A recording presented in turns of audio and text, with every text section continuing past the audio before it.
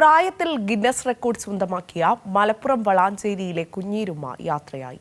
121ാമത്തെ വയസ്സിലാണ് മരണം. അവസാന കാലത്തും സംസാരിക്കാനുള്ള നേരിയ ബുദ്ധിമുട്ടൊഴിച്ചാൽ ആരോഗ്യവതിയായിരുന്നു കുഞ്ഞീരുമ്മ. ഈ തെരഞ്ഞെടുപ്പിലും കുഞ്ഞീരുമ്മ വോട്ട് ചെയ്യാനും എത്തിയിരുന്നു.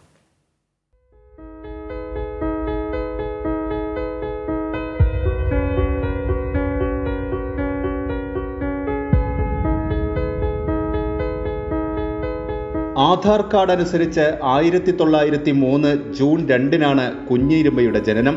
പിറന്നാളിന് ഒരു മാസം മാത്രം ശേഷിക്കെ കുഞ്ഞീരുമ്മ ഓർമ്മകളിലേക്ക് മടങ്ങി.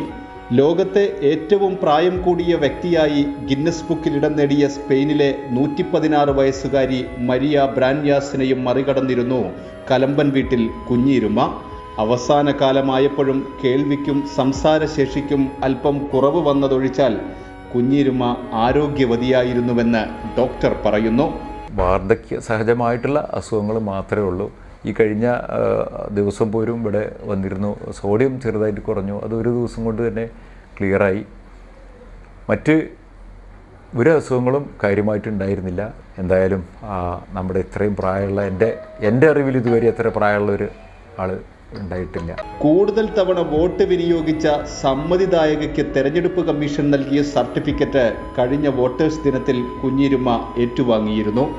ഔപചാരിക വിദ്യാഭ്യാസമില്ലാത്ത കുഞ്ഞീരുമ്മ ഓത്തുപള്ളിയിൽ പോയതാണ് ആകെയുള്ളത്.